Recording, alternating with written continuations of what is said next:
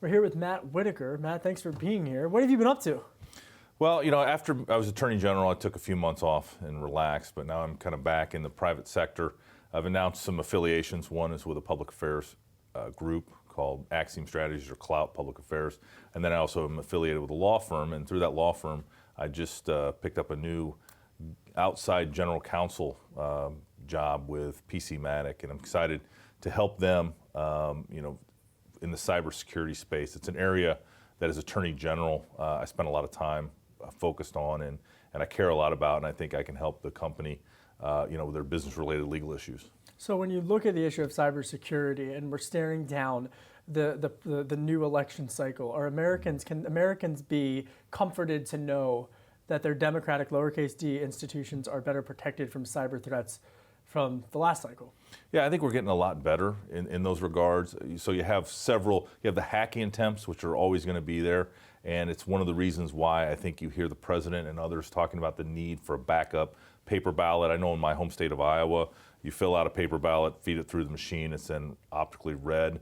Those kind of systems are encouraged. I know DHS is out front on the securing the actual physical machines and make sure all the states meet the proper standards. But we're always under assault, and there's always going to be attempts by foreign actors, organized crime, and others to attack these systems. And so we have to be vigilant, and Americans need to pay attention to making sure that they keep their own information confidential, but they also, that they expect their politicians and their elected secretaries of state and clerks of elections to.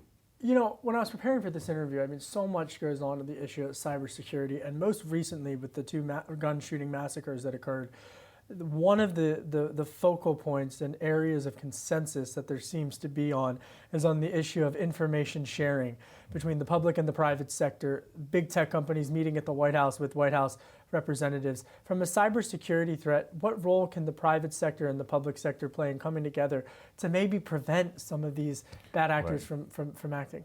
Yeah, so there's two things that are going on that you probably should know about. One is DHS is convening some meetings with the private sector to talk about the issues of cybersecurity. And DHS, I think, is trying to take more of a leadership role in helping private industries harden their systems, understand what's happening. Businesses obviously are a little cautious sharing information, especially after they've been attacked. And then the FBI obviously investigates successful attacks on systems. And I think that, again, there's a hesitation to sharing information, but I would encourage both the FBI and DHS to work together with private business, because that's as Attorney General, I got a daily cyber threat briefing that showed all of the attempted hacks, all the successful hacks, and gave me a real clear picture of what was happening around the country and who was doing it. And you had organized crime, as I mentioned, foreign actors, state actors, all trying to infiltrate our systems, all trying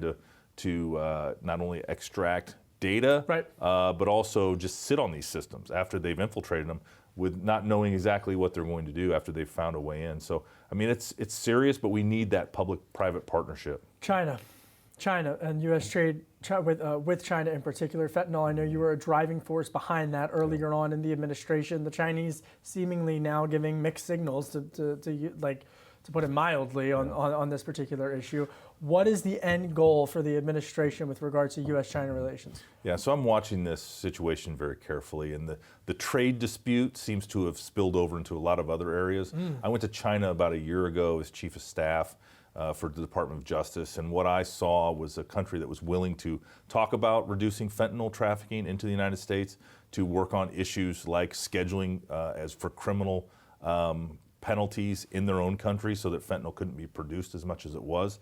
They made that same promise to the president. President Xi promised President Trump that they would eliminate fentanyl and the way it was coming in our country. They seem to have reneged on that entire agreement, and we're seeing as much or more fentanyl now and more overdoses than probably we should. And how it's do not you a good correct thing. it though? Because if you're outside of the Beltway and you're trying to figure out how do these U.S.-China trade talks get back on track, how do you correct that? Well, so I've been watching a lot on the commentary and reading a lot on what the Chinese are thinking. They appear to not be willing to negotiate any longer and are willing to wait till the 2020 election so that in hopes of that they will get a different partner to negotiate with. The president is obviously taking a very tough stance with the Chinese. And if you look at the history of that trade relationship, the Chinese have been taking advantage of our open markets and not been a fair trading partner. And so I totally understand what the president's doing. But at the same time, I'm open-minded. I can see how it's affecting Iowa farmers, for That's example, what I was in my going to home ask state. you. What do you tell farmers? Well, I've had a lot of conversations with people in agriculture and farming, especially in Iowa, and I think they're taking a long view of this situation. They know, first of all, they're dealing in commodities, and so if China's going to need to fill the need for corn and beans, soybeans, and so that someone else will provide that, but that will provide new markets. And so you might see a rotation of the markets, but it's not as efficient because those relationships with China for the Iowa farmers have been long established, and they've invested a lot of money in infrastructure to move those grains efficiently. Switching gears, the death penalty. I mean, this was something that I think a lot of us, even in the White House press corps, when this popped up the other week, I mean, it was in many ways unexpected, but from talking with you or prior to this interview, I get the sense that you were a driving force behind the president's death penalty policies. Yeah, so at the Department of Justice, we enforce the laws. We don't make the laws. And one of the things we have is a federal death penalty. And when I was chief of staff and then Attorney General of the United States, what I tried to do was in effect the death penalty and put it back in place. There was essentially a de facto almost moratorium that had been established. We hadn't had a federal execution in about 25 years, and that's just not the law of the land. And there were a lot of victims of crimes, including one in my home state of Iowa, that were not receiving the justice. Somebody had been convicted of a crime of killing 5 people in Iowa, sentenced to death, and has just been sitting on death row ever since. And this crime occurred in the 90s. And so what I did as chief of staff and as attorney general was try to move the ball forward to create, to reinvigorate, if you will, the federal death penalty, which continues to be the law of the land.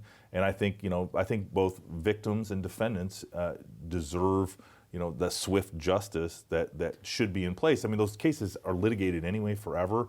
And so I just felt like there shouldn't be this de facto moratorium. It's interesting to hear you talk about a case from the 1990s influence, how it shaped your policy worldview. I think there are a lot of crime reporters who cover local police beats. You never forget the first cases that you work on or earlier cases in your career. Final question, Jeffrey Epstein. I mean, this story, it is just gripped the national attention.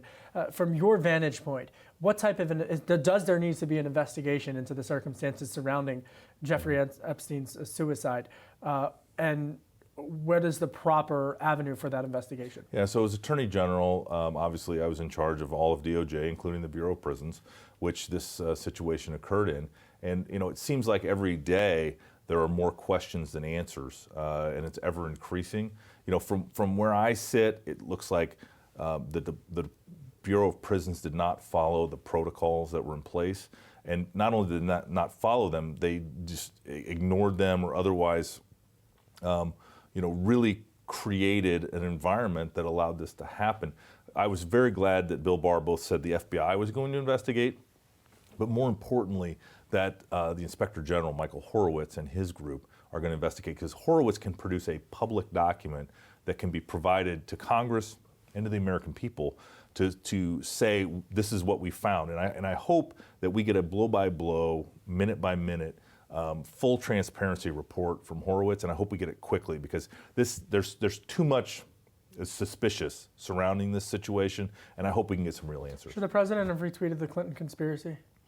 The president's going to tweet what he wants to tweet. I think it's, his ability to communicate to the American people is unprecedented and is very effective. And so, I'm not going to criticize what he tweets or what he doesn't tweet. I think it points just to how suspicious this situation is and what possibly happened. Matt Whitaker, appreciate you coming in. You're going to stick around for radio. We appreciate you coming into Bloomberg. And we didn't even get to talk about what you ate at the Iowa State Fair. I love that Iowa State Fair. Corn dogs and tenderloins.